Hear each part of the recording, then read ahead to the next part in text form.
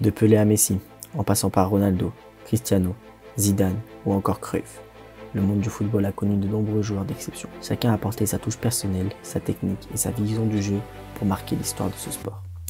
Toutefois, il y a un joueur qui se distingue particulièrement parmi eux, Diego Armando Maradona. Considéré par de nombreux experts comme le meilleur joueur de l'histoire, Maradona a marqué son époque par son talent, sa passion et son caractère.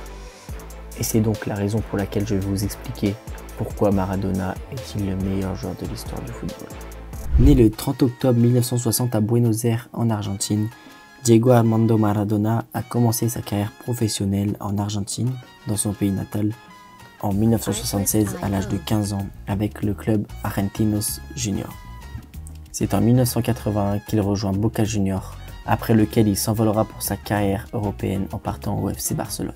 Après de nombreuses blessures causées par l'agressivité des joueurs espagnols, Diego Armando Maradona s'envole pour Naples. Ensuite, pour finir sa carrière, Diego Maradona retourne en Espagne pour jouer au FC Séville et ensuite il retourne en Argentine pour jouer avec les Newell's Old Boys et Boca Juniors. Diego Maradona va tout d'abord laisser sa trace dans le football de par son palmarès, que ce soit en club où il aura été champion d'Argentine avec Boca Juniors en 1981 ou même 2 fois champion d'Italie avec Naples en 1987 et 1990. Il aura aussi remporté la Coupe d'Italie avec Naples et la Coupe UEFA. Il aura aussi remporté la Coupe du Monde 1986 avec son pays, mais encore la Copa América en 1991. Il gagna le Ballon d'Or en 1986 en même temps que sa Coupe du Monde et son titre de meilleur joueur de cette même Coupe du Monde et de meilleur buteur de cette même Coupe du Monde. Et il aura aussi été élu en 2000 joueur du siècle avec Pelé. Mais alors, qu'est-ce qui fait qu'il se démarque et que c'est le meilleur joueur de tous les temps? Parce qu'il existe des top joueurs, des très bons joueurs, des légendes du football, mais il n'existe qu'un seul meilleur joueur. Pour classer un joueur de football parmi l'un de ses rangs, il est important de se baser sur 3 critères. Tout d'abord, le palmarès du joueur est quelque chose de très important. Cela permet de voir s'il a marqué ou non l'histoire de ce sport.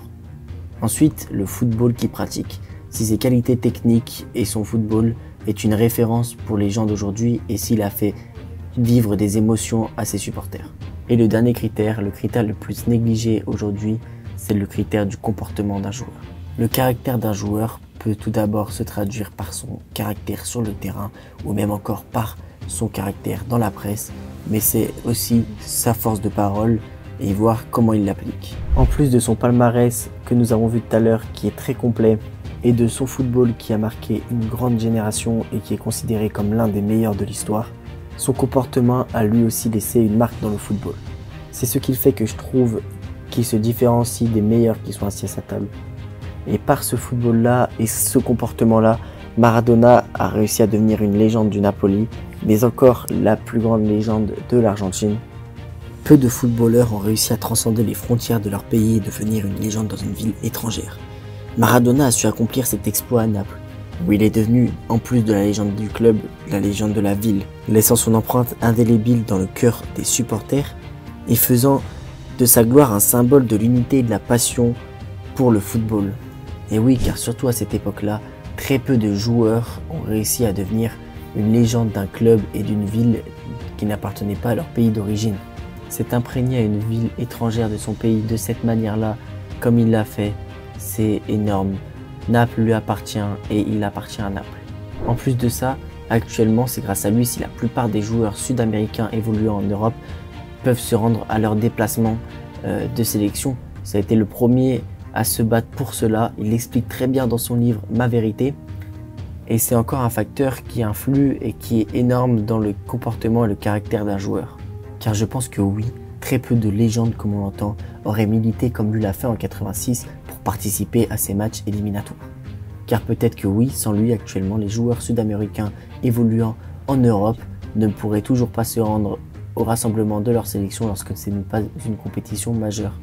Si l'on reparle de niveau football, Maradona a évolué à une époque où les défenseurs étaient des bouchers. Il n'est pas question de niveau de jeu au niveau des équipes, c'est une question de temps, de génération. Le football, actuellement, il a changé. Il y a 10 ans, c'était pas le même. Il y a 20 ans, ça n'était pas le même. Il y a 30 ans, c'était pas le même. Et c'est pas le niveau qui baisse ou qui augmente. C'est juste des changements de style de jeu, des adaptations. En l'occurrence, à l'époque de Maradona, on était très peu sanctionnés. Jusqu'aux années 2000, les arbitres sortaient très peu de cartons, donc les défenseurs étaient des charcutiers, des bouchers. Et les attaquants comme Platini ou même Maradona prenaient le risque de se blesser tous les week-ends en allant jouer contre ces défenseurs. Donc le football, dans l'air du temps, c'est pas une question de niveau qui change, c'est juste une question d'adaptation, d'évolution de certaines règles qui font que on change notre manière de jouer. Un peu comme la génétique de la nature au final. Si on veut survivre, on doit s'adapter au changement. C'est donc pourquoi pour moi quand on compare deux joueurs de générations différentes, les commentaires du style oui mais à l'époque de Maradona c'était plus simple, regarde comment ils sont désorganisés, regarde à l'époque de Johan Cruyff, regarde comment c'est désorganisé, ne tiennent pas la route parce que pour moi c'est une question seulement d'évolution, d'adaptation et de changement Et c'est donc aussi pourquoi footballistiquement on ne peut pas comparer deux joueurs de générations différentes. Et c'est donc pourquoi on s'appuie sur le palmarès et aussi beaucoup sur le caractère d'un joueur. Les avis dans le football c'est très subjectif. Certains pensent que c'est Ramos le meilleur défenseur de tous les temps, d'autres non pensent que c'est Maldini. Et c'est ce qui nous permet de parler football et de débattre. Je vous ai donc expliqué pourquoi Maradona était le meilleur joueur de tous les temps. Si vous n'êtes pas d'accord, à vous de me dire pourquoi dans les commentaires et qui pour vous est le meilleur joueur de l'histoire. Je vous remercie de m'avoir écouté jusqu'au bout. Sur ce, je vous laisse et continuez de regarder le football.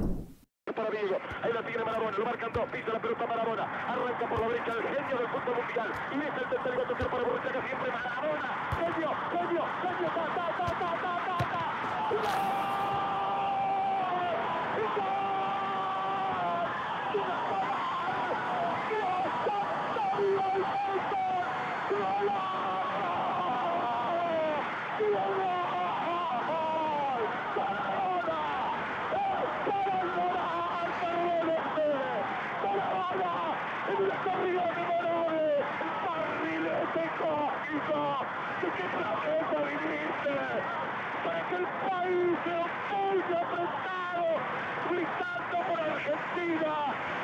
Gracias Dios por el fútbol, por Maradona, por esas lágrimas.